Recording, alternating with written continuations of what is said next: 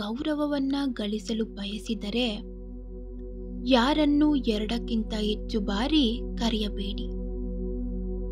ಯಾರೊಂದಿಗೂ ಅಗತ್ಯಕ್ಕಿಂತ ಹೆಚ್ಚು ಸ್ನೇಹದಿಂದ ಇರಬೇಡಿ. ಕೇಳದೆ ಜ್ಞಾನವನ್ನ ನೀಡಬೇಡಿ. ಕಡಿಮೆ ಮಾತನಾಡಿ. ಸಾಧ್ಯವಾದಷ್ಟು ರಹಸ್ಯವಾಗಿರಿ. ನಿಮ್ಮ ಮುಂದಿನ ನಡೆಯನ್ನ ಯಾರಿಗೂ ತಿಳಿಸಬೇಡಿ. ಹಣವನ್ನ ಉಳಿಸಲು ಮತ್ತು ಹಣವನ್ನ ಗಳಿಸಲು ವಿವಿಧ ಮಾರ್ಗಗಳನ್ನ ಸೃಷ್ಟಿ ಮಾಡಿಕೊಳ್ಳಿ. ಎಲ್ಲರನ್ನೂ ಸಂತೋಷಪಡಿಸುವುದು ಅನಿವಾರ್ಯವಲ್ಲ ಮತ್ತು ಅದು ಸಾಧ್ಯವೂ ಇಲ್ಲ.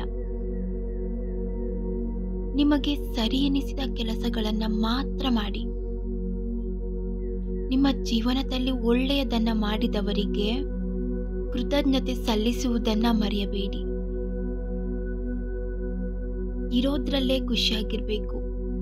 ಇಲ್ಲದನ್ನ ಹುಡುಕುತ್ತಾ ಹೋದಷ್ಟು ಇರೋ ಖುಷಿನೂ ಕಳೆದುಕೊಳ್ತೀವಿ. ಮನುಷ್ಯನಿಗೆ ಗಾಳಿಯಂತೆ ಕೋಪ ಇರಬೇಕು, ಹಾಗೆಯೇ ಬೆಟ್ಟದಂತೆ ತಾಳ್ಮೆ ಕೂಡ ಇರಬೇಕು. ನಮ್ಮನ್ನ ಯಾರೂ ಗೌರವಿಸುವುದಿಲ್ಲ ಎಂದು ನೋವು ಪಡಬೇಡ. ಬಟ್ಟೆಗಳ ಅಂಗಡಿಯಲ್ಲಿ ಒಬ್ಬರಿಗೆ ಇಷ್ಟವಾಗದೆ ಬಿಟ್ಟು ಹೋದ ಬಟ್ಟೆಗಳು ಮತ್ತೊಬ್ಬರಿಗೆ ಬಹಳ ಇಷ್ಟವಾಗುತ್ತವೆ. ಜೀವನ ಕೂಡ ಅಷ್ಟೇ.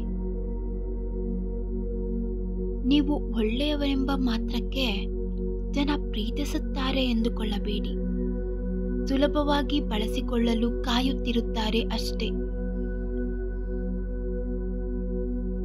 ನಮ್ಮ ನೆಮ್ಮದಿ ಕೆಡಲು ನಾವೇ ಕಾರಣ. ಇತರರ ಮಾತು ಅಥವಾ ನಡವಳಿಕೆ ಕಾರಣವಲ್ಲ. ನೆಮ್ಮದಿ ಕೆಡಿಸುವಂತ ಸಂಗತಿಗಳಿಗೆ ನಾವು ಬೆಲೆ ನೀಡದಿದ್ದಾಗ ನೆಮ್ಮದಿ ಭಗ್ನವಾಗುವುದಿಲ್ಲ. ನೆಮ್ಮದಿ ಕೆಡಿಸಿಕೊಳ್ಳಬೇಕೋ ಬೇಡವೋ ಎಂಬ ನಿರ್ಧಾರವನ್ನ ನಾವೇ ಕೈಗೊಳ್ಳಬೇಕು. ನೀವು ಬಯಸಿದಂತೆ ಎಲ್ಲವೂ ನಡೆಯಬೇಕು ಎಂದು ಹಠದಿಂದ ನಿಮ್ಮ ನೆಮ್ಮದಿ ಕೆಡುತ್ತಿದೆಯೇ ಹೊರತು ಪ್ರತಿಯೊಂದನ್ನ ಬದಲಾಯಿಸಲು ಆಗುವುದಿಲ್ಲ. ಬದುಕನ್ನ ಬಂದ ಹಾಗೆ ತೆಗೆದುಕೊಳ್ಳಿ. ಆಗ ತನ್ನಿಂತಾನೆ ಎಲ್ಲ ಸಮಸ್ಯೆಗೂ ಪರಿಹಾರ ಸಿಗುತ್ತದೆ. ಮನೆ ಅಂದ್ಮೇಲೆ ಕಸ ಬರುತ್ತೆ, ಬದುಕು ಅಂದ್ಮೇಲೆ ಕಷ್ಟ ಬರುತ್ತೆ. ಕಸವಾದರೆ ಗುಡಿಸಬೇಕು, ಕಷ್ಟವಾದರೆ ಜಯಿಸಬೇಕು. ಯಾವಾಗಲೂ ಸಂತೋಷದಿಂದ ಇರಿ, ಏಕೆಂದರೆ ಸಂಜೆಗೆ ಬರೀ ಸೂರ್ಯ ಮಾತ್ರ ಮುಳುಗುವುದಿಲ್ಲ, ನಮ್ಮ ಆಯಸ್ಸಿನ ಒಂದು ದಿನವೂ ಮುಗಿದಿರುತ್ತದೆ.